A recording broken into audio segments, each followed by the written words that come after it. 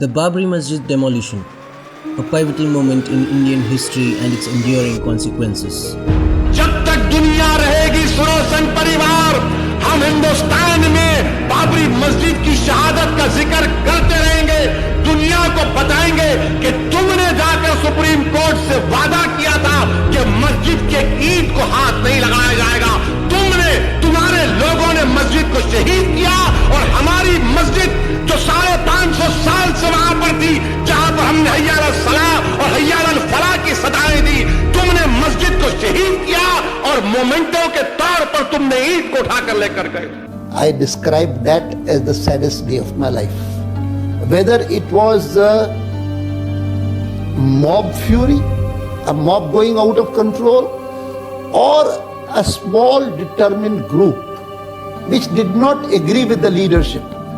It should not have happened. We tried to prevent it, but we did not succeed. We are sorry for that.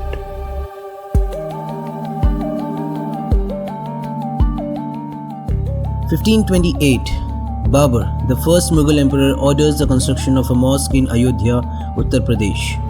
The site is believed by Hindus to be the birthplace of Lord Rama, a revered Hindu deity. 1855, a riot breaks out between Hindus and Muslims over access to the mosque. The British colonial authorities intervene and lock the gates of the mosque, preventing both Hindus and Muslims from entering. 1949, a group of Hindu activists install idols of Lord Rama inside the Babri Masjid, claiming that the site is a temple. The mosque is again locked, this time with Hindus in control of the site. 1986, Rajiv Gandhi, the Prime Minister of India, orders the locks on the Babri Masjid to be opened, allowing Hindus to worship at the site. This decision is controversial and it angers many Muslims. 1989, the Vishwa Hindu Parishad, a Hindu nationalist organization, performs Shilanyas, that is a foundation laying ceremony at the site of the Babri Masjid, signaling their intention to build a temple to Lord Rama there. The further escalates tensions. December 6, 1992, a mob of Hindu nationalists demolishes the Babri Masjid. The demolition sparks widespread violence and communal riots across India, leaving thousands dead. 1994, the Supreme Court of India orders the acquisition of the land where the Babri Masjid stood. The court also appoints a Central Bureau of Investigation term to investigate the demolition. 2002, the Gujarat riots, in which thousands of Muslims were killed, take place in Gujarat. Narendra Modi, the Chief Minister of Gujarat at that time, was accused of complicity in the riots. 2010, the Allahabad High Court rules that the land should be divided into 3 parts, one for the Sunni Waqf Board, one for the Ram Janmabhoomi Trust, and one for the Nirmohi Akhada. 2019, the Supreme Court of India overturns the Allahabad High Court's decision and grants the entire land to the Ram Janmabhoomi Trust, paving the way for the construction of Ram Temple at the site. Present day, the construction of Ram Temple is ongoing. The Babri Masjid demolition remains a contentious issue in India, and it continues to have a significant impact on the country's politics and society. Arguments in favor and against. Proponents of the demolition advanced several arguments to justify their actions. Fulfillment of Hindu religious beliefs. Hindu nationalists believed that the Babri Masjid was built on the birthplace of Lord Rama, a revered Hindu deity. They argued that its demolition was necessary to reclaim a sacred site and uphold Hindu religious sentiments. Symbol of Muslim oppression. Critics of the Babri Masjid viewed it as a symbol of Muslim dominance and oppression. They asserted that its removal would restore Hindu pride and assert their rightful claim to the disputed site. Reversal of historical injustice. Supporters of the demolition maintained that the construction of the Babri Masjid was an act of historical injustice as it allegedly replaced an existing Hindu temple. They believed that demolishing the mosque would rectify this wrong. Critics of the demolition strongly condemned it, citing several reasons. Violation of rule of law. Critics argued that the demolition was an unlawful act that undermined the rule of law. They maintained that the demolition should have been carried out through legal means, respecting the sanctity of the judiciary. Rajiv Gandhi's role and the rise of Hindu nationalism. Rajiv Gandhi, the Prime Minister of India at the time of Babri Masjid demolition, faced criticism for his handling of the issue.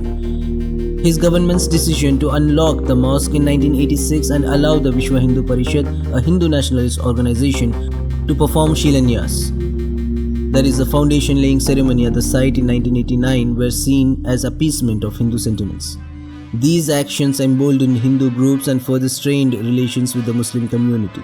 Critics argued that Gandhi's government failed to take adequate measures to prevent the demolition and that its policies contributed to the escalating tensions. The rise of Hindu nationalism, with Narendra Modi as a prominent figure, reshaped the country's political discourse. Narendra Modi, a member of the Rashtriya Swayamsevak Sangh, a Hindu nationalist organization, capitalized on the growing Hindu nationalist sentiment. His hardline stance against Muslims and his portrayal as a strong and decisive leader resonated with many Hindu voters. Modi's political ascent was further propelled by 2002 Gujarat riots, where he was accused of complicity in the violence against Muslims. And yet, despite that, people still call you to your face a mass murderer, and they accuse you of being prejudiced against Muslims. Do you have an image problem? I'll have to rest. Purple water.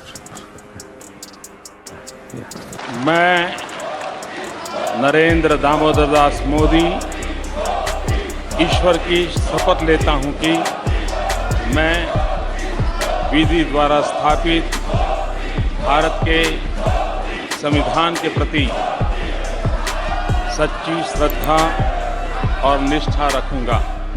He led the Bharatiya Janata Party, a Hindu nationalist party, to a landslide victory in 2002 Gujarat state elections, just months after the riots.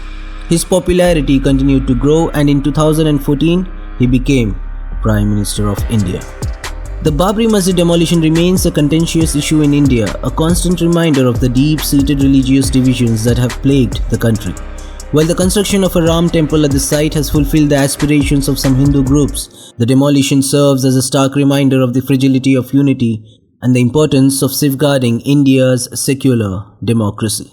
We did speak to Dr. K. Rahman Khan, former Union Minister and former Deputy Rajya Sabha Speaker, on his views on Babri demolition. So, since December 6th was the day when Babri Masjid was demolished, so I wanted to ask you that how has this whole Babri Masjid incident changed the political scenario in India? See, Babri Masjid demolition on 6th of December 1991 will be a black day in the history of India. It is not the demolition of Babri Masjid, but demolition of the faith, demolition of the constitution, and also violating by the persons who are supposed to protect the constitution and violate the constitution. And for that it will be remembered. As far as the dispute is concerned, it was an unfortunate dispute and it should have been solved in a better way. But ultimately, it has to be settled.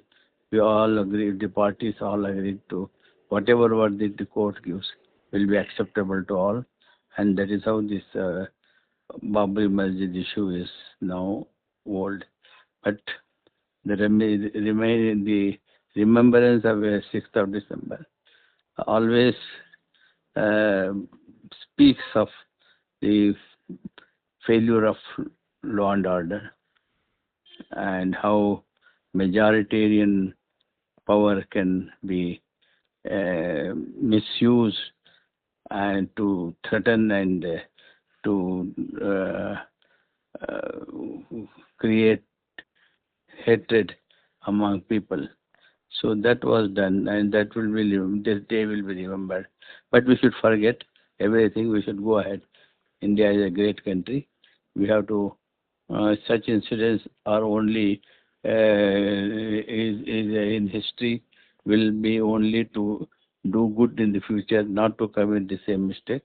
I hope that is all. We should not bring again the a conflict between Hindus and Muslims because of this Babri Masjid. Yes, sir. Also, this incident had led to the rise of BJP as a party, and it's considered a drawback for Congress. And now, recently, Kamal Nath also said that it was actually the Congress who, unlocked the Babri Masjid under Rajiv Gandhi.